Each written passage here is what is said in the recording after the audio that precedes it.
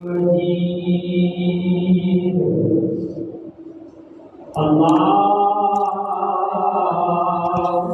بارك على محمد وعلى آل محمد كما باركت على إبراهيم وعلى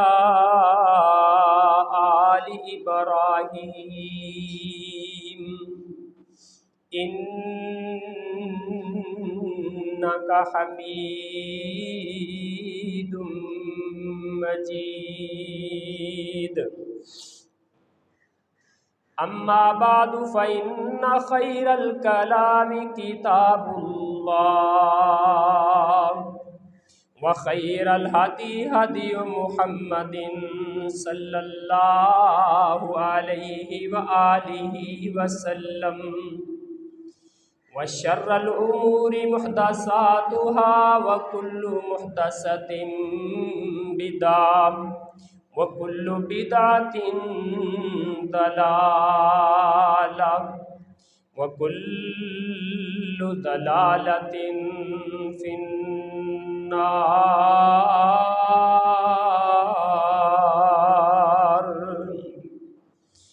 رب اشرح لي صدري ويسر لي أمري واحلل عقدة من لساني يفقهوا قولي. سبحانك لا علم لنا إلا ما علمتنا إنك أنت العليم الحكيم. أعوذ بالله السميع العليم من الشيطان الرجيم من همزه ونفخه ونفثه. بسم الله الرحمن الرحيم.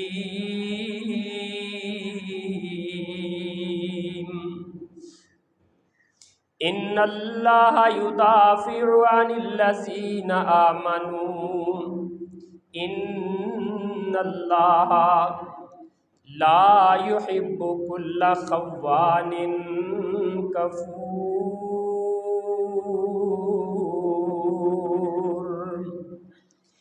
وقال الله عز وجل تلك أمة قد خلت من قبل لها ما كسبت ولكم ما كسبتم ولا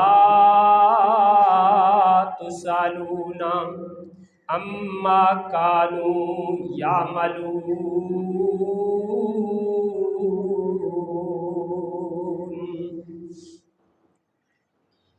صدق اللہ العظیم.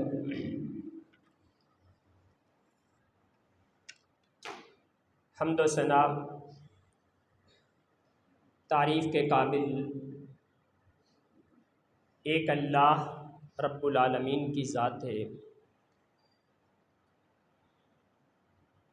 درود و سلام پیغمبر رحمت امام الانبیاء سید ولد آدم جناب محمد الرسول اللہ صلی اللہ علیہ وآلہ وسلم کی پاکیزہ اطہر اور مقدس ذات پر. گزشتہ خطبہ جمعۃ المبارک سے دفاع صحابہ کے عنوان سے گفتگو کا آغاز کیا تھا. سابقہ خطبے میں میں نے یہ بتایا تھا کہ کائنات کے خالق و مالک نے اپنی کتاب قرآن مجید میں صحابہ کرام کا دفاع، ان کی عزت کا، ان کی عظمت کا، ان کی نیکی کا، تقوی اور پرہیزگاری کا، ان کی للہیت کا، اللہ سے محبت کا، پیغمبر کائنات کی اطاعت کا اللہ تعالیٰ نے کس انداز سے دفاع کیا اور کتنا کمال اور شاندار دفاع کیا. لیکن اللہ تعالیٰ کے بعد نبی رحمت علیہ الصلوۃ والسلام نے خود بھی اپنے صحابہ کا دفاع کیا ہے۔ اس عنوان کے شروع میں نے 3 باتیں بیان کی تھیں کہ صحابہ کرام کا دفاع کرنا کیوں ضروری ہے۔ پہلی بات تو یہ تھی کہ چونکہ اللہ تعالیٰ نے خود دفاع کیا ہے تو ہمیں بھی صحابہ کرام کی عظمت کا دفاع کرنا ہے۔ دوسری بات یہ تھی کہ رسول مکرم صلی اللہ علیہ وآلہ وسلم نے اپنے صحابہ کا دفاع کیا اور ہمیں بھی کرنا ہے۔ اور تیسری بات یہ تھی کہ چونکہ صحابہ کرام رضوان اللہ علیہم اجمعین اس دین کے راوی ہیں، دین کے اعمال کو بیان کرنے والے ہیں، پیغمبر کائنات کی زندگی کے عینی شاہد ہیں، اللہ کے رسول کی سیرت ان کے اندر نمایاں ہے، اور ایک ایک صحابی چلتا پھرتا پیغمبر کائنات کی سیرت کا مظہر ہے۔ اس لیے بھی صحابہ کرام کی عظمت کا، عزت کا دفاع کرنا ضروری ہے تاکہ یہ دین سلامت رہے، دین کا ایک ایک عمل محفوظ رہے۔ تو آج اس کا دوسرا ٹاپک کہ نبی مکرم صلی اللہ علیہ وسلم نے صحابہ کرام کی عزت کا، عظمت کا دفاع کیسے کیا۔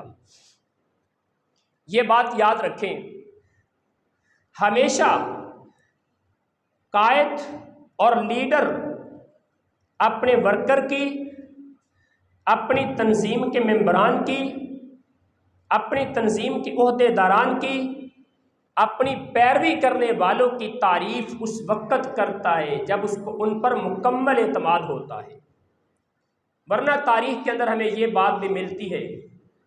جناب علی رضی اللہ تعالیٰ عنہ کوفہ کے اندر یہ شکوہ کرتے نظر آتے ہیں کہ امیر معاویہ رضی اللہ تعالیٰ عنہ کے ساتھی میرے ساتھیوں کی نسبت کئی گنا زیادہ وفادار ہیں، اور یہ جناب علی رضی اللہ تعالیٰ عنہ ایک قائد ہیں، لیڈر ہیں، رہنما ہیں، وقت کے خلیفہ ہیں، امیر المومنین ہیں، لیکن اپنے ساتھیوں کے بارے میں شکوہ یہ کرتے نظر آتے ہیں۔ اور دوسری طرف کون ہے؟ محمد الرسول اللہ صلی اللہ علیہ وسلم، پیارے آقا کے صحابہ اگر محفل میں موجود نہیں بھی، آپ پھر بھی ان کے ایمان کا دفاع کرتے ہیں۔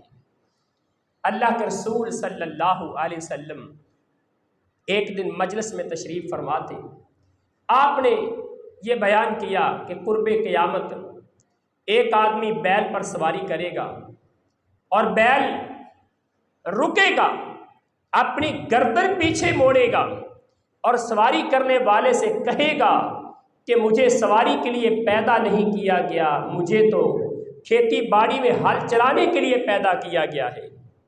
صحابہ کرام نے تعجب کیا، یہ کیسے ہو سکتا ہے کہ ایک بیل گفتگو کرے گا، ایک بیل انسانی انداز میں کلام کرے گا؟ تو پیغمبر کائنات علیہ السلام نے فوراً فرمایا آمنت بہ و ابو بکر و عمر، اس بات پر میرا بھی ایمان ہے اور میرے ساتھ ابو بکر اور عمر کا بھی ایمان ہے کہ یہ واقعہ ہوگا، بیل اس طرح گفتگو کرے گا۔ اب صحابہ کرام میں سے جناب ابو بکر، جناب عمر رضی اللہ تعالی عنہما دونوں اس محفل میں موجود نہیں تھے۔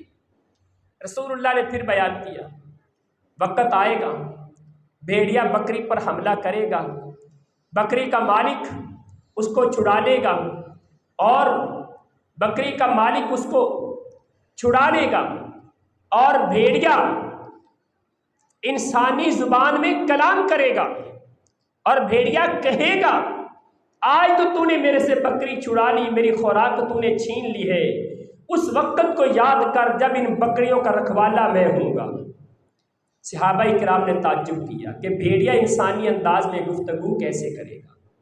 رسول اللہ صلی اللہ علیہ وسلم فرماتے ہیں آمنت بہ و ابو بکر و عمر، اس بات پر میرا بھی ایمان ہے، اس بات پر ابو بکر کا بھی ایمان ہے، جناب عمر کا بھی ایمان ہے رضی اللہ تعالی عنہما، اور دونوں محفل میں موجود نہیں تھے۔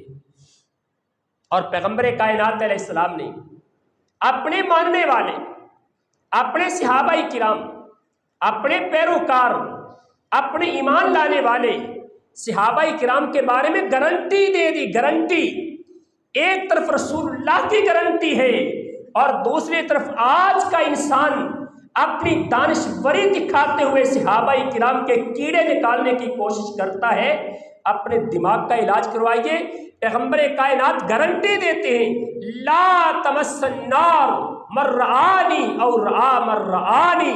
جس انسان نے ایمان کی حالت میں محمد الرسول اللہ صلی اللہ علیہ وسلم کے چہرے کی زیارت کر لی یا نبی کو دیکھنے والے کو دیکھ لیا، میں محمد گارنٹی دیتا ہوں، سرٹیفکیٹ دیتا ہوں، اللہ اس کو جہنم کے قریب بھی نہیں جانے دے گا صلی اللہ علیہ وآلہ وسلم۔ اور دوسرے نمبر پہ جناب علی رضی اللہ تعالی عنہ حدیث کے راوی ہیں، امام حاکم مستدرک میں اس روایت کو بیان کرتے ہیں، پیغمبر کائنات علیہ الصلوۃ والسلام نے فرمایا، اعطیت ما لم یعط احد من الانبیاء۔ لوگوں، کائنات کے خالق و مالک نے مجھے وہ صفات، وہ خوبیاں، وہ امتیازات، اللہ نے مجھے وہ خصوصیات عطا کی ہے جو اپنے 1,24,000 کم و بیش انبیاء میں سے کسی ایک نبی کو اللہ نے عطا نہیں کی۔ وہ خوبیاں اللہ نے مجھے عطا کی، وہ صفات اور خصوصیات اللہ نے مجھے عطا کی ہیں۔ کون سی صفات؟ صحابہ کرام نے سوال کر لیا، وما ہن یا رسول اللہ، اللہ کے رسول کو کون سی خصوصیات ہیں جو اللہ نے آپ کو عطا کی ہے، دیگر انبیاء کو عطا نہیں کی؟ نبی مکرم علیہ الصلوۃ والسلام فرماتے ہیں، سب سے پہلی خصوصیت نصرت بالرعب، اللہ رب العالمین نے میں محمد رسول اللہ صلی اللہ علیہ وسلم کو رعب وہ عطا کیا ہے، اتنا دبدبا عطا کیا ہے کہ اگر میں 1 مہینے کی مسافت پر بھی ہوتا ہوں، میرا دشمن میرے سے کانپنا شروع کر دیتا ہے۔ اور دوسری خوبی، وَأُوتِيتُ مفاتیح الارض، کائنات کے رب نے زمین کی چابیاں میرے ہاتھ میں رکھ دی ہیں۔ میرے ماننے والے، میرے صحابہ کرام جس طرف بھی منہ کریں گے اللہ فتوحات کے دروازے کھول دے گا، علاقے ان کے قبضے میں آئیں گے، بڑے بڑے جابر حکمران ان کے سامنے گھٹنوں کے بل گرتے نظر آئیں گے اور ان کی اطاعت پہ مجبور ہوتے نظر آئیں گے۔ کچھ لوگ تو ایمان لا کے ان کے پیروکار بنیں گے اور کچھ جزیہ اور ٹیکس دینے والے بنیں گے۔ اللہ تعالیٰ نے زمین کی چابیاں محمد رسول اللہ کے ہاتھ میں رکھ دی، فتوحات کے دروازے کھول دیے۔ اور تیسری چیز، وَسُمِّيتُ احمد، کسی ایک نبی کا نام احمد نہیں ہے، اللہ نے میرا نام احمد رکھا ہے۔ اور چوتھے نمبر پہ وَجُعِلَ التُّرَابُ لِي طُهُورًا، کائنات کے رب نے مٹی کو میرے لیے پاک کرنے والی بنا دیا ہے۔ طہورا تا پر پیش ہے، اگر تا پر زبر ہوتا نا طہورا، اس کا معنی تھا پاک ہے، لیکن اس کے اوپر پیش ہے تا پر پیش آ جائے طہور جس کو کہتے ہیں، اس کا معنی خود تو پاک ہے اور دوسروں کو بھی پاک کر دیتی ہے۔ آپ کے ہاتھ پہ گندگی لگ جائے، غلاظت لگ جائے، آپ اپنا ہاتھ پاک کرنا چاہتے ہیں تو کیسے پاک کرتے ہیں؟ مٹی کے ساتھ صاف کر کے اپنے ہاتھ کو پاک کرتے ہیں۔ کتا برتن میں منہ ڈال جائے، اس برتن کو مٹی سے صاف کیا جاتا ہے تب پاک ہوتا ہے۔ کائنات کے رب نے مٹی کو اپنے محبوب کی امت کے لیے پاک کرنے والی بنا دیا ہے۔ اور پانچویں خوبی، وَجُعِلَتْ أُمَّتِي خَيْرُ الْأُمَمِ، کائنات کے رب نے تمام انبیاء کو امتیں عطا کی ہیں، نبیوں کو امتیں ملی، پیروکار ملے، اگرچہ کچھ کو تھوڑے ملے، کچھ کو زیادہ ملے، بڑی بڑی امتوں والے بھی آئے۔ جناب موسیٰ علیہ السلام کی امت، اللہ کے رسول فرماتے ہیں، میں نے خواب میں دیکھا ایک قوم میرے سامنے پیش کی گئی، میں نے ایک نبی کو دیکھا، اس کے ساتھ ایک امتی، دوسرے نبی کو دیکھا 2 امتی، تیسرے نبی کو دیکھا اس کے ساتھ 10 امتی، کسی نبی کے ساتھ 100 امتی۔ میرے سامنے ایک قوم لائی گئی، आज मशरक से लेके मगरब तक सारे ज़मीन के किनारे उस कौम के साथ भर गए। मैं पैगम्बर कायनात ने सोचा ये मेरी उम्मत होगी, ये मेरी कौम के लोग होंगे, ये मेरे पैरोकार होंगे, उम्मत मुसलमा के लोग होंगे। लेकिन मुझे बताया गया ए पैगम्बर कायनात ये तुम्हारी उम्मत नहीं, ये जनाब मूसा अलैहिस्सलाम की उम्मत है। अल्लाह ने बड़ी बड़ी उम्मतें भी अंबिया को अता की, लेकिन पैगम्बर कायनात फरमाते हैं मेरी खसूसियत ये है, मेरा मुकाम ये है, मेरा मनसब ये है कि अल्लाह ने जो उम्मत मुझे अता की है तमाम उम्मतों में सबसे बेहतरीन उम्मत है। और ये सबसे बेहतरीन उम्मत कौन है? सहाबाए किराम की। आज हम लोग अल्लाह के फजल से कलिमा पढ़ने वाले, किताब और सुन्नत पे अमल करने वाले, शिर्क के बोझ से भी बचने वाले, काबा के रब की कसम हम ही लोग हैं। और हमसे पहले सहाबाए किराम थे जो पूरी कायनात में सबसे बेहतरीन लोग थे।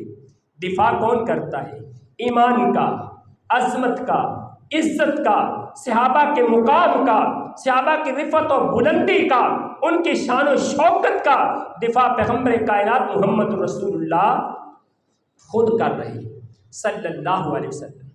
और जनाब उमर रज़ी अल्लाह ताला अन्हु बयान करते हैं नबी मुकर्रम अलैहिस्सलातु वस्सलाम ने फरमाया अक्रिमु अस्हाबी फ़इन्नहुम खियारुकुम सुम्मल्लज़ीना यलूनहुम सुम्मल्लज़ीना यलूनहुम। लोगों मेरे सहाबा की इज्जत किया करो। कौन कहता है?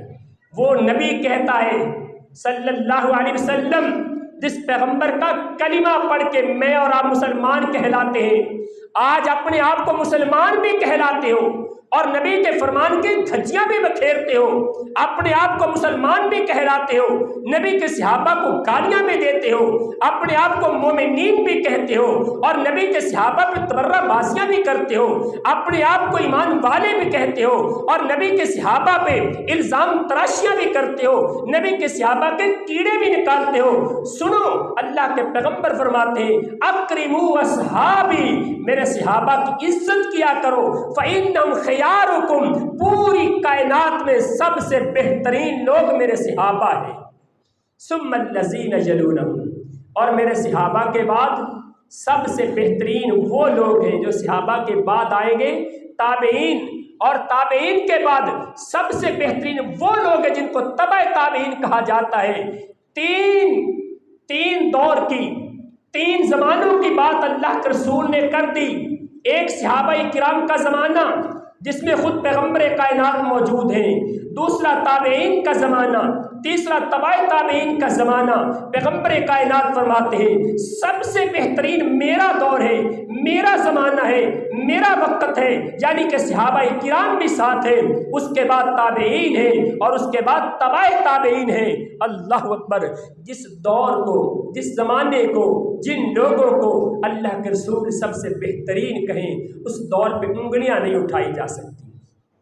पाँचवें नंबर पे पैगम्बर कायनात अलैहिस्सलाम ने अपने सहाबा का इनफिरादी दिफा भी किया। एक तो इज्तिमाई दिफा है ना, आपने इनफिरादी दिफा भी किया सहाबाए किराम का, किसी का नाम लेके, कभी किसी की तरफ इशारा करके। अल्लाह के रसूल सल्लल्लाहु अलैहि वसल्लम फरमाते हैं लौ वुज़िना ईमान अबी बकरिन बे ईमान नास लरज्जहा ईमान अबी बकरिन। एक तरफ अबू बकर का ईमान रख दिया जाए, दूसरी तरफ पूरी दुनिया के लोगों का ईमान रख दिया जाए। अंबिया के बाद की बात करता हूँ, सहाबाए किराम को ले ले, उमर इब्ने खत्ताब का ईमान, उस्मान ज़िन्नुरैन का ईमान, जनाब अली मुर्तज़ा का ईमान, जनाब अब्दुर्रहमान इब्न औफ का ईमान, हसनैन करीमैन का ईमान, अज़वाजे मुतहहरात का ईमान, और उसके बाद आइम्मा किराम का ईमान, फुक़हाए इज़ाम का ईमान, मुहद्दिसीन का ईमान, पूरी कायनात के लोगों का ईमान एक तरफ इकट्ठा कर दिया जाए, दूसरी तरफ सिर्फ जनाब अबू बकर का ईमान रख दिया जाए। मैं नहीं कहता, कायनात के महबूब पैगंबर फरमाते हैं अबू बकर का ईमान पूरी कायनात से सबसे ज्यादा हो जाएगा। अल्लाह अकबर। अल्लाह के रसूल ने जनाब अबू बकर के ईमान का दिफा किया है। और एक और मौके पे रसूलुल्लाह सल्लल्लाहु अलैहि वसल्लम ने अपने बदरी सहाबा के ईमान का दिफा किया। ان کی عظمت اور ان کے مقام کا دفاع کیا۔ ان اللہ قد اطلع علی اہل بدر فقال اعملوا ما شئتم قد غفرت لکم۔ اللہ کے رسول فرماتے ہیں کائنات کے رب نے بدر میں شرکت کرنے والے صحابہ کرام کو دیکھا۔ وہ صحابہ کرام وہ جرت اور بہادری کے نشان جن کے بارے میں آج ہمارے لیڈر ہمارے وزراء بیان دیتے ہوئے اس انداز سے کہتے ہیں کہ نعوذ باللہ صحابہ ڈرپوک تھے، نعوذ باللہ صحابہ ڈر گئے تھے، نعوذ باللہ، آج ان کے بارے میں اپنی زبان کو اس انداز سے استعمال کرتے ہیں۔ ان صحابہ کے بارے میں اللہ کے رسول فرماتے ہیں ان اللہ قد اطلع علی اہل بدر، اللہ نے آسمان سے بدر والے صحابہ کی طرف یوں جھانک کے دیکھا، محبت کے انداز میں، پیار کے انداز میں اللہ نے ان پہ اپنی نگاہیں دوڑائی اور اعلان کر دیا قد اعملوا ما شئتم قد غفرت لکم۔ میرے نبی کے ساتھ بدر کے میدان میں شرکت کرنے والے میرے نبی کے صحابہ سن لو، آج کے بعد تم عمل جو مرضی کرتے رہو، اعمال جیسے بھی کرتے رہو، میں اللہ نے تمہیں معاف کر دیا ہے۔ اور دوسری حدیث کے الفاظ ہیں وجبت لکم الجنہ، تمہارے اعمال کیسے ہی کیوں نہ ہو جائیں، اللہ نے جنت تمہارے لیے واجب کر دی ہے۔ نبی مکرم علیہ الصلوۃ والسلام نے بدری صحابہ کے مقام کا دفاع کیا، بلکہ جہاں تک ہے یہاں ہماری مسجد کی انتظامیہ ہے نا، اللہ تعالیٰ ان کی محنتوں کو قبول فرمائے۔ مسجد کی انتظامیہ خفیہ میٹنگ کرتی ہے، توجہ میری طرف کریں ذرا، مسجد کی انتظامیہ خفیہ میٹنگ کرتی ہے، اور میٹنگ کا انداز یہ ہے کہ یہ ہم نے جو میٹنگ کی ہے، جو ایجنڈا تھا، اس ایجنڈے کی ایک شک بھی باہر نہیں جانی چاہیے، کسی کو اس کی ہوا تک نہیں لگنی چاہیے، کسی کو پتہ نہ چلے کہ ہم نے کون سی راز و نیاز کی باتیں کی ہے، ہم نے کون سی منصوبہ بندی کی ہے۔ لیکن اگر مسجد کی انتظامیہ کے اس میٹنگ کی کچھ باتیں باہر چلی جاتی ہیں، جس بندے نے یہ باتیں پھیلائی ہے، میں پورے دعوے سے کہتا ہوں مسجد کی انتظامیہ ہمیشہ کے لیے اس کو مسجد کی انتظامیہ سے بھی نکالے گی، اس کا بائیکاٹ بھی کرے گی، اور اس سے قطع تعلقی بھی کرے گی، اور ہو سکتا ہے اس کو مسجد میں آنے سے روک دیا جائے کہ تم نے ہماری باتوں کو باہر کیوں پھیلا دیا، تم نے تو مجلس کے آداب کی خلاف ورزی کی ہے۔ یہاں بات کسی انتظامیہ کی نہیں، یہاں بات چھوٹی موٹی مسجد کی نہیں، یہاں بات کوئی چھوٹے سے معاملات کی نہیں، بات فتح مکہ کی ہے، جو پورے عرب کے لیے ایک ہی علام کامیابی کا معیار بن چکا ہے۔ عرب کے لوگ نگاہیں جما کے بیٹھے ہیں، عرب کے لوگ انتظار میں بیٹھے ہیں کہ مکہ والے فتح پاتے ہیں یا مدینہ والے محمد رسول اللہ صلی اللہ علیہ وسلم کامیاب ہوتے ہیں۔ پورے عرب کے لوگ یہ نظریں جما کے بیٹھے ہیں کہ کون کامیاب ہوگا، کس کو فتح ملے گی، جس کو فتح ملے گی اس کے ساتھ چلیں گے۔ اگر مکہ والے جیت گئے ہم مکہ والوں کے ساتھ ہوں گے، اگر محمد رسول اللہ جیت گئے ہم ان کے ساتھ چلیں گے۔ انتظار میں بیٹھے ہوئے ہیں، اور وہ عظیم الشان جنگ، وہ عظیم الشان فتح، وہ عظیم الشان جہاد کا میدان جس کے بارے میں اللہ کا قرآن کہتا ہے اذا جاء نصر اللہ والفتح ورأیت الناس يدخلون فی دین اللہ افواجا فسبح بحمد ربک۔ اللہ نے اعلان کر دیا جب مکہ فتح ہو گیا، اللہ کی مدد آ گئی، انتظار میں بیٹھے لوگ قبائل در قبائل، گروہ در گروہ، اور کئی سو کی شکل میں آ کے پیغمبر کائنات کے پاس ایمان قبول کرنے لگے۔ اتنی عظیم الشان فتح جس کے بارے میں خود اللہ کا قرآن کہتا ہے انا فتحنا لک فتحا مبینا، ہم نے آپ کو واضح فتح عطا کر دی۔ مکہ کی فتح اتنی عظیم فتح ہے، اللہ اکبر۔ لیکن اس مکہ کو فتح کرنے کے لیے جب منصوبہ بندی کی گئی، جب اس کے لیے پلاننگ کی گئی، اللہ کے رسول نے جب اس کے لیے بیٹھ کے اپنے صحابہ سے میٹنگ کی، پیغمبر کائنات کا یہ راز ایک صحابی نے افشا کرنا چاہا، اور وہ صحابی غلطی کر بیٹھے، خطا ہو گئی۔ حاتب بن ابی بلتہ رضی اللہ تعالیٰ عنہ ایک خط لکھا مکہ والوں کے نام، اور مکہ والوں کو لکھا کہ پیغمبر کائنات تم پہ حملہ کرنا چاہتے ہیں، مکہ فتح کر لیں گے، کتنا بڑا جنگی راز ہے، اور جنگوں کے راز اگر افشا کر دیے جائیں، افشا کرنے والے کی موت سزا صرف پھانسی ہوتی ہے۔ جائیے فوج کے قانون دیکھیے، جائیے ہماری آرمی کا مطالعہ کیجیے، پڑھیے جا کے جاسوسی کے قوانین۔ اگر کوئی جنگ کے قانون، جنگ کے معاملات کو، اگر کوئی جنگ کے معاملات کے راز افشا کرے گا، اس کی سزا صرف موت ہے، اس کے لیے کوئی معافی نہیں کسی بھی ملک کے قانون میں۔ اللہ اکبر! پیغمبر کائنات کا صحابی ہے، جنگ کا راز افشا کرنے کے لیے ایک خط لکھ دیا۔ اللہ کے رسول نے اپنے صحابہ کو بھیجا، 3 صحابہ کرام کو، جناب علی کو ان کا امیر بنا دیا رضی اللہ تعالیٰ عنہ۔ فرمایا جاؤ روضہ خاک نامی جگہ پہ ایک عورت خط لے کے جا رہی ہے، اس سے خط لے کے آؤ۔ جناب علی رضی اللہ تعالیٰ عنہ اپنے دونوں ساتھیوں کے ساتھ پہنچے، روضہ خاک نامی جگہ پہ گئے، جا کے اس عورت کو دیکھا، اسے کہا کہ تمہارے پاس ایک خط موجود ہے، ہمیں وہ خط دے دو۔ لیکن اس نے انکار کیا، اس کو دھمکی دی۔ آخرکار خط اس سے مل گیا، لے کے واپس آئے، اللہ کے پیغمبر کے پاس آیا۔ جناب علی کی امانت داری دیکھیے، میرے نبی کے صحابہ کی ایمان داری دیکھیے، اس خط کو کھولا نہیں، اللہ کے رسول سے پوچھا نہیں تھا خط کیسا ہے۔ جب خط مل گیا پھر اس کو کھول کے دیکھا نہیں، اس کے اندر کیا لکھا ہے۔ یہ اطاعت و فرما برداری، اور یہ فرما برداری کا شعار ہے، صحابہ کرام کا ایمان ہے۔ اللہ اکبر! رسول اللہ کے پاس لے کے آئے، اللہ کے رسول نے خط کو کھولا، کہا اس کو پڑھو ذرا۔ پڑھا گیا، حاتب بن ابی بلتہ خط لکھنے والے ہیں، بلایا گیا حاتب کو۔ حاتب یہ خط تو نے لکھا ہے؟ جی اللہ کے رسول میں نے لکھا ہے۔ فرمایا کیوں لکھا؟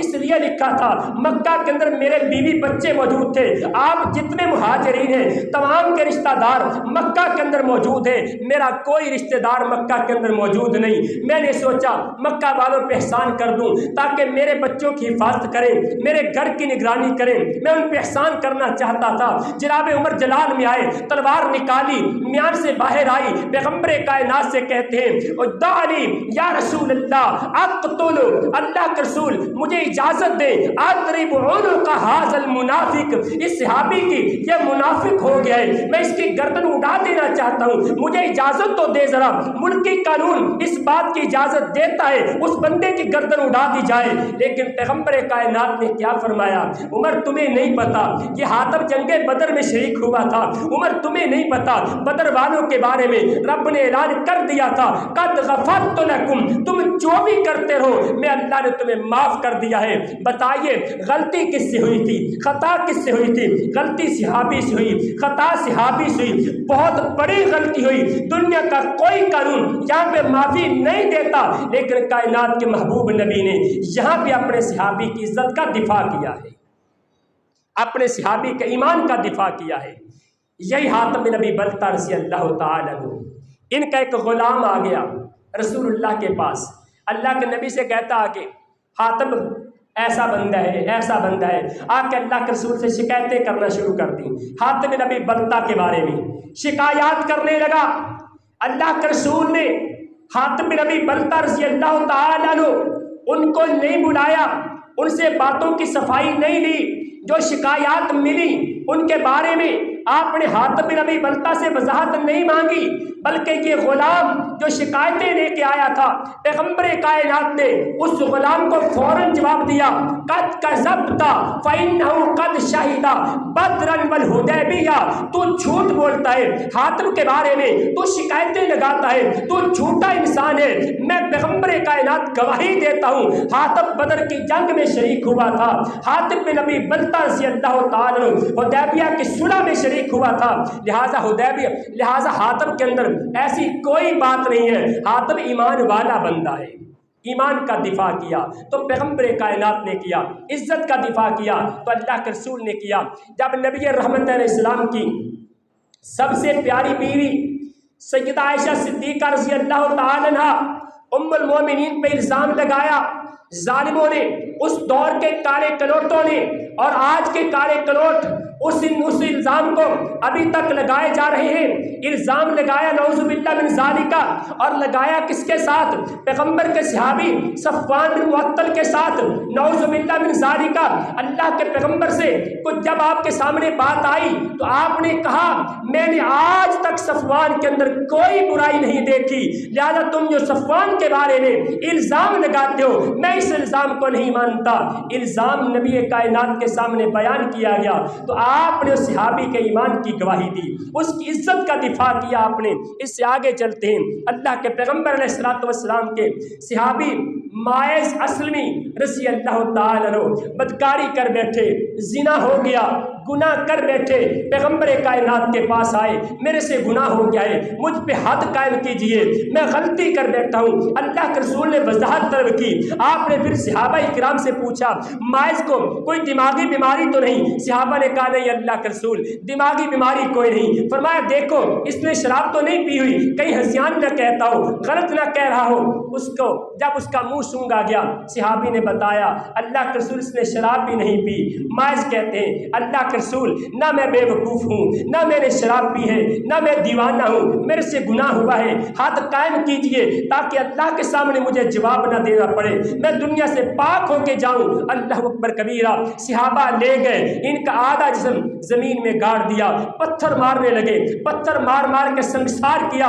ایک صحابی نے ان کے بارے میں کچھ ایسی ویسی بات کر دی، گناہ کر گیا ہے، یہ غلطی کر گیا ہے، اس طرح کے الفاظ کہہ دیے۔ رسول اللہ صلی اللہ علیہ وسلم نے اپنے صحابی جس سے گناہ ہوا تھا، اگرچہ غلطی ہوئی تھی، خطا ہوئی تھی، لیکن پیغمبر کائنات نے اپنے صحابی کا دفاع کیا۔ آپ فرماتے ہیں استغفروا لماعز، اپنے ساتھی ماعز اسلمی کے لیے استغفار کرو، اس کے لیے معافی مانگو۔ فَإِنَّهُ قَدْ تَابَ تَوْبَةً لَوْ قُسِمَتْ بَيْنَ أُمَّةٍ لَوَسَعَتْهَا۔ میرے صحابی ماعز اسلمی نے اگرچہ گناہ ہو گیا تھا، اگرچہ غلطی کر بیٹھا تھا، لیکن وہ توبہ کی ہے۔ اگر ماعز کی توبہ ایک امت کے درمیان تقسیم کر دی جائے اللہ پوری امت کے گناہوں کو معاف کر دے گا۔ صحابی کی عزت کا دفاع پیغمبر کائنات نے کیا ہے۔ اللہ اکبر۔ اس سے آگے اور چلتے ہیں، نبی مکرم علیہ الصلوۃ والسلام فرماتے ہیں اذا ذکر اصحابی فامسکوا، جب میرے صحابہ کی بات آئے تم لوگوں کے کیڑے نکالو، لوگوں کے عیب بیان کرو۔ جب نبی کے صحابہ کی بات آئے اپنی زبانوں کو بند کر لو، فامسکوا، خاموش ہو جاؤ، رک جاؤ، نبی کے صحابہ کے بارے میں باتیں نہ کیا کرو۔ اس سے آگے نبی مکرم علیہ الصلوۃ والسلام فرماتے ہیں من سب صحابی فعلیہ لعنت اللہ والملائکہ والناس اجمعین، جو بندہ میرے صحابہ کو گالی دیتا ہے، کسی ایک صحابی کو، من سب صحابی، جو میرے کسی ایک صحابی کو گالی دینے والا، میرے صحابی کو برا بلا کہنے والا، میرے صحابی کے بارے میں اپنی زبان کھولنے والا، صحابی کا نام حقارت کے ساتھ لینے والا، صحابی کا تذکرہ تحقیرانہ انداز میں کرنے والا، اللہ کے رسول فرماتے ہیں فعلیہ لعنت اللہ، اس پر اللہ کی بھی لعنت ہے، والملائکۃ، اس کے پر فرشتوں کی بھی لعنت ہے، والناس اجمعین، اس پر پوری کائنات کی لعنت ہے۔ جو کسی صحابی کے بارے میں اپنی زبان کھولتا ہے، اور اللہ کے پیغمبر فرماتے ہیں ان اللہ اختار علی اصحابہ، اللہ تعالیٰ نے میرے لیے صحابہ کا انتخاب کیا، میرے لیے ساتھیوں کا انتخاب کیا۔ اللہ کے رسول نے میرے لیے صحابہ کرام چنے، فَجَعَلَ مِنْهُمْ لِي وُزَرَاءَ، ان میں سے کچھ صحابہ کو اللہ نے میرے وزیر بنا دیا، وَأَنصَارًا، کچھ صحابہ کو میرا مددگار بنا دیا، وَأَصْحَارًا، اور کچھ صحابہ کے ساتھ میرا سسرالی رشتہ قائم ہو گیا۔ اللہ کے رسول نے فرمایا کچھ صحابہ کرام کے گھروں میں میں محمد رسول اللہ کا رشتہ ہوا، اور کچھ صحابہ کرام جن کے ساتھ میری بیٹیوں کے رشتے طے ہوئے، اللہ نے ان صحابہ کرام کے ساتھ میری رشتہ داریاں بھی قائم کر دیں۔ فمن سبہم، جو میرے کسی ایک صحابی کو گالی دے گا یا تمام صحابہ کرام کو گالی دے گا، فعلیہ لعنت اللہ، اس پر اللہ کی لعنت ہے، والملائکہ، فرشتوں کی لعنت ہے، والناس اجمعین، تمام لوگوں کی لعنت ہے۔ لا یقبل اللہ من صرف ولا عدلا، وہ بندہ نفل نمازیں پڑھے، وہ فرض پڑھے، وہ حج کر کے آئے، عمرہ کرے، صدقات و خیرات کرے، وہ نفلی عبادات کرے، وہ فرض عبادات کرے، کائنات کا رب اس کی ایک نیکی بھی قبول نہیں کرے گا۔ جو صحابہ کے بارے میں پورے انداز سے بات کرنے والا، اس کی کوئی نیکی اللہ قبول نہیں کرے گا، نہ نفلی عبادت قبول ہوگی، نہ فرض عبادت قبول ہوگی۔ یہ کس کا فرمان ہے؟ کسی دانشور کا قول نہیں، کسی محدث کی بات نہیں، پیغمبر کائنات کا فرمان ہے۔ اللہ اکبر کبیرہ۔ آئیے آخر میں مشاجرات صحابہ سے متعلق چند اصول آپ کے سامنے رکھ دینا چاہتا ہوں۔ تاریخ نے بیان کیا کہ صحابہ کرام کے درمیان لڑائیاں ہوئیں، جنگیں ہوئیں، جناب علی رضی اللہ تعالیٰ عنہ، جناب امیر معاویہ، ان کے درمیان رضی اللہ تعالیٰ عنہ جنگ ہوئی، بلکہ سیدہ عائشہ رضی اللہ تعالیٰ عنہ صلح کے لیے گئی تھی، معاملے کو حل کرنے کے لیے گئی، جنگ جمل پیش آ گئی، اچانک دشمنوں نے اس میں حملہ کر کے معاملہ خرط مرت کر دیا، پتہ نہ چلا حملہ کرنے والا کون ہے، الزام سیدہ عائشہ پہ لے کے آئی تاریخ، اور آج ہم اپنی باتیں کرتے ہیں، آج ہم اپنی زبانیں کھولتے ہیں، ہاں امیر معاویہ نے غلط کر دیا تھا، سیدہ عائشہ کو نہیں جانا چاہیے تھا، فلاں نے غلط کیا، فلاں نعوذ باللہ باغی ہو گیا، فلاں سے یہ گناہ ہو گیا، فلاں سے یہ غلطی ہوگی۔ ہم صحابہ کرام کے بارے میں باتیں کرتے ہیں، یہ صحابہ کے آپس کے اختلافات یاد رکھ لیں۔ صحابہ کرام کے اختلافات کے بارے میں پہلا اصول یہ ہے، پہلا اصول یاد رکھیں، صحابہ معصوم نہیں تھے، مغفور تھے۔ میں الفاظ کو دہرا دیتا ہوں، اپنے دل دماغ کی تختیوں پہ نوٹ کریں، یہ جملہ، یہ الفاظ ایک ایک مسلمان کے دل پہ لکھے نظر آنے چاہیے۔ صحابہ معصوم نہیں، مغفور ہے۔ بولیے ساتھ میں، صحابہ معصوم نہیں، مغفور ہے۔ اس کا مطلب یہ کہ صحابہ وہ ہستیاں نہیں جو گناہ نہیں کر سکتے، صحابہ سے گناہ ہو سکتے ہیں، غلطیاں ہو سکتی ہیں، خطائیں ہو سکتی ہیں، بھول ہو سکتی ہے، لیکن کائنات کے رب نے ان کی غلطیاں ہونے سے پہلے ان کے لیے معافی کا اعلان کر دیا ہے۔ صحابہ معصوم نہیں ہیں، مغفور ہیں، ان سے بھول ہو سکتی ہے، ان سے غلطیاں ہو سکتی ہیں، لیکن کائنات کے رب نے معاف کر دیا ہوا ہے۔ جس کو اللہ نے معاف کر دیا، جس کی خطاؤں کو، جس کی غلطیوں کو، جس کی بھول کو اللہ نے معاف کر دیا، میں اور آپ کون ہوتے ہیں ان کی غلطیوں پہ باتیں کرنے والے؟ ہم کون ہوتے ہیں ان کی خطاؤں کو منظر عام پہ لانے والے؟ ہم کون ہوتے ہیں یہ کہنے والے کہ فلاں صحابی نے گناہ کیا تھا، فلاں صحابی ایمان سے خالی ہو گیا تھا، فلاں صحابی باغی ہو گیا تھا؟ ہمارے پاس کوئی اختیار نہیں، اس لیے اپنی زبانوں کو بند کیجئے صحابہ کرام کے بارے میں بات کرنے سے۔ دوسرا اصول اور قانون دیکھیے، صحابہ کی غلطیاں اجتہادی غلطیاں تھیں، سیاسی غلطیاں نہیں تھیں۔ ایک صحابی، آپ ایسا ثابت نہیں کر سکتے، چلیے آئے اس پہ بات کر لیں، ڈیبیٹ کریں، مناظرہ کریں، ایک صحابی کی غلطی آپ ثابت نہیں کر سکتے کہ کسی ایک صحابی نے سیاست کے لیے جنگ کی ہو، سیاست کے لیے میدان میں آیا ہو۔ ایک صحابی بھی سیاست کے لیے میدان میں نہیں آیا۔ جو بھی صحابی میدان میں آئے تھے اجتہادی خطا تھی، اجتہادی غلطی تھی، اور رسول اللہ صلی اللہ علیہ وسلم نے فرمایا اجتہاد کرنے والا اگر صحیح اجتہاد کرتا ہے اللہ اس کو 2 اجر دیتا ہے، اگر اجتہاد کرنے والا غلط اجتہاد کر لیتا ہے، غلطی کر بیٹھتا ہے، اللہ تعالیٰ ایک نیکی پھر بھی عطا کر دیتا ہے۔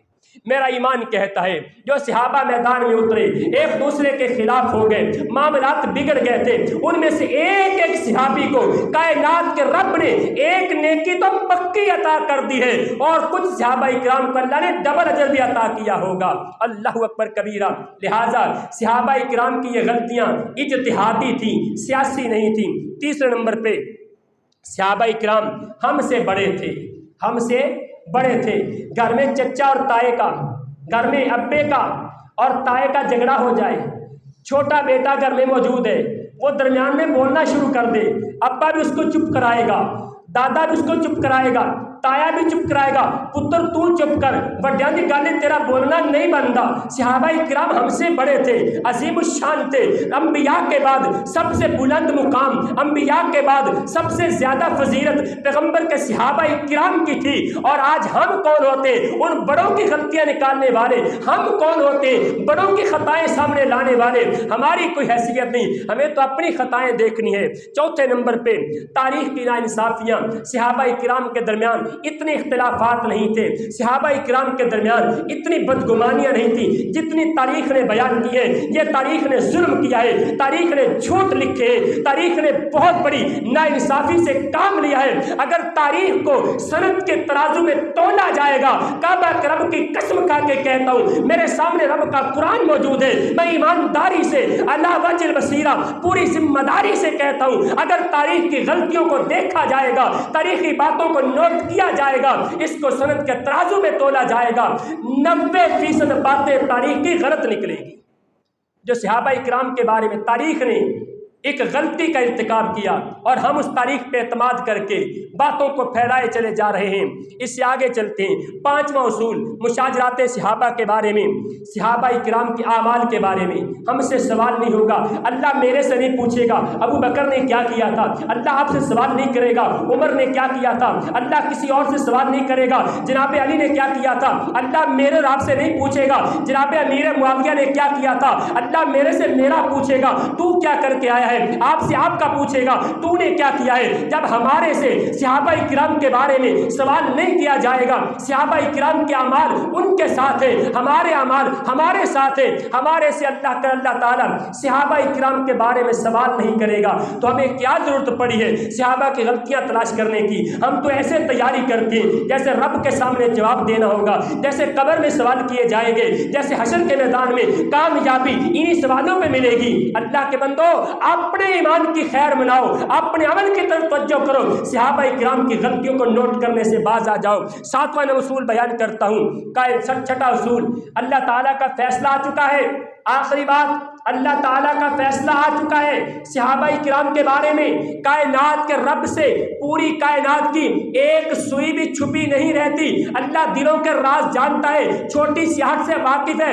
جن لوگوں کے بارے میں، جن ہستیوں کے بارے میں اللہ اعلان کرتا ہے اولئک هم الصادقون، وہ سچے لوگ تھے، اللہ اعلان کرتا ہے اولئک هم المفلحون، وہ کامیاب لوگ تھے، اللہ اعلان کرتا ہے اولئک هم الفائزون، وہ کامیابی کے منصب پر فائز تھے، اللہ اعلان کرتا ہے اولئک علی ھدی من ربہم، وہ اپنے رب کی طرف سے ہدایت کے رستے پر تھے۔ جن کے بارے میں اللہ اعلان کرتا ہے اولئک حزب اللہ، وہ اللہ کی جماعت ہے۔ جن کے بارے میں اللہ اعلان کرتا ہے رضی اللہ عنہم ورضوا عنہ، اللہ ان سے راضی ہو گیا، وہ اللہ سے راضی ہو گئے۔ جن کے بارے میں اللہ اعلان کرتا ہے امتحان اللہ قلوبہم للتقوی، میں اللہ نے ان کے دلوں کو دیکھا، ان کے دلوں کے اندر تقوی موجود ہے۔ جن کے بارے میں اللہ اعلان کرتا ہے وَكَحَبَّبَ إِلَيْكُمُ الْإِيمَانَ وَزَيَّنَهُ فِي قُلُوبِكُمْ وَكَرَّهَ إِلَيْكُمُ الْكُفْرَ وَالْفُسُوقَ وَالْعِصْيَانَ، اللہ اعلان کرتا ہے میں نے اپنے نبی کے صحابہ کے لیے ایمان کو پسند کیا، ایمان کو ان کے دلوں کی زینت بنایا، اور کفر کو، نافرمانی کو، فسق کو ان کے دلوں سے دور کر دیا، ان کے دل میں نے ایمان سے بھر دیے۔ جن کے بارے میں اللہ اعلان کرتا ہے وہ کامیاب، وہ سچے، وہ ہدایت والے، وہ اللہ کی جماعت، اللہ ان سے راضی، وہ اللہ پہ راضی، ان کے دل تقوی والے، جن کے بارے میں اللہ اعلان کرتا ہے میں نے جنت ان کے لیے تیار کی ہے۔ آج میں اور آپ ان کے بارے میں گفتگو کریں، ان کے کیڑے نکالیں، ان کو گالیاں دیں، تحقیر کے انداز میں ان کا تذکرہ کریں، گویا کہ ہم اپنے رب کو جھوٹا کہتے ہیں۔ نعوذ باللہ من ذالک، ہم یہ کہنا چاہتے ہیں اللہ کو سمجھ نہیں آئی، میں سمجھاؤں، رب نہیں سمجھا، نبی کے صحابہ کو آج مرزا جہل نہیں سمجھائے، گویا کہ میں کہنا چاہتا ہوں اللہ کو سمجھ نہیں آئی، رب نبی کے صحابہ کے دل نہیں جان سکا، میں نے جانچے۔ اللہ کے بندو، اپنی زبانوں کو کنٹرول کرو، نبی کے صحابہ کے بارے میں اپنی زبانیں نہ کھولو، کہیں رب کی طرف سے عذاب نہ جائے۔ اللہ تعالیٰ سے دعا کرتا ہوں اللہ تعالیٰ عمل کی توفیق عطا فرمائے۔ اقول قولی ھذا واستغفر اللہ لی ولکم ولسائر المسلمین۔